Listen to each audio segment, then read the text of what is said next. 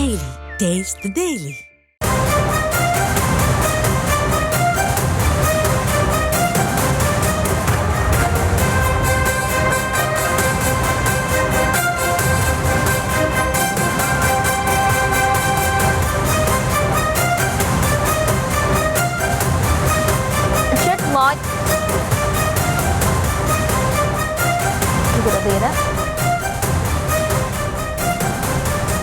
Budget மாயாஜால அறிக்கையாக, வார்த்தை ஜாலங்கள் நிறைந்த அறிக்கையாக தோன்றுகிறது என இபிஎஸ் தெரிவித்துள்ளார். பட்ஜெட் தொடர்பாக இபிஎஸ் கருத்து தெரிவித்துள்ளார். அதில் பட்ஜெட் மாயாஜால அறிக்கையாக, வார்த்தை ஜாலங்கள் நிறைந்த அறிக்கையாக உள்ளதென இபிஎஸ் கருத்து தெரிவித்துள்ளார். கூடுதல் விவரங்களோடு நமது செய்தியாளர் லதா இணைகிறார். வணக்கம் லதா, தற்போது பட்ஜெட் குறித்து இபிஎஸ் தன்னுடைய கருத்தினை தெரிவித்துள்ளார். தொடர்பான மேலும் விவரம். வணக்கம்.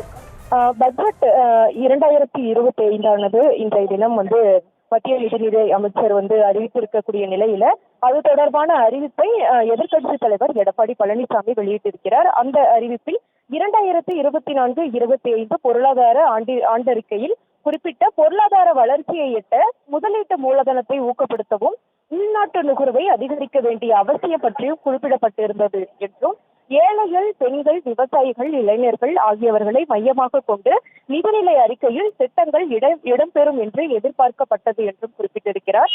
இந்த நிதிநிலை அறிக்கையில் வருமான வரி விலக்கு கணிசமாக உயர்த்தப்பட்டது வரவேற்கத்தக்க அம்சமாகும் என்று அதற்கு வரவேற்பு தெரிவித்திருக்கிறார். மேலும் உள்நாட்டு உற்பத்தியை ஊக்கப்படுத்த அடிப்படை சுங்க வரிகளில் சில மாற்றங்கள் அறிவிக்கப்பட்டுள்ளதும் வரவேற்கத்தக்கது என்றும், பீகார் மாநிலத்திற்கு விரைவில் தேர்தல் வருவதை கருத்தில் கொண்டு அம்மாநிலத்திற்கு மட்டும் பல வளர்ச்சி திட்டங்களை அறிவித்துள்ளதால் மத்திய அரசின் நிதிநிலை அறிக்கை என கூறுவதை விட பீகார் மாநில வரவு செலவு நிதிநிலை அறிக்கை என கருதும்படி அமைந்துள்ளது என்றும் குறிப்பிட்டிருக்கிறார்.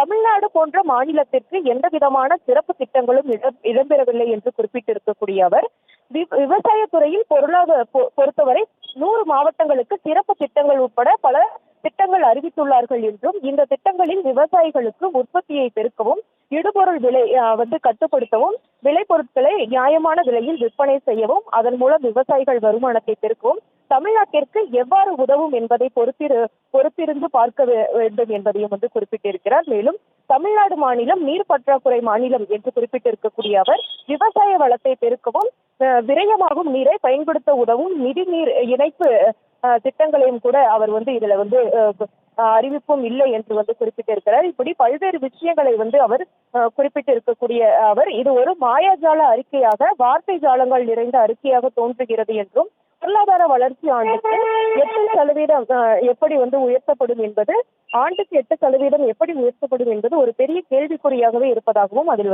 குறிப்பிட்டிருக்கிறார்.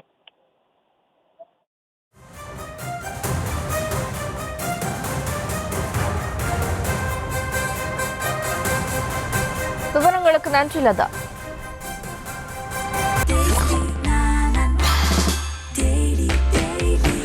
Taste the Daily. Taste the Daily.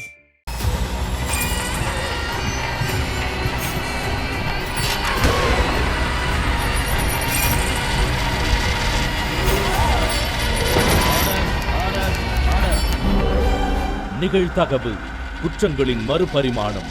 நாள்தோறும் இரவு 10 மணிக்கு இணைந்திருங்கள் நமது நியூஸ் தமிழ் தொலைக்காட்சியோடு.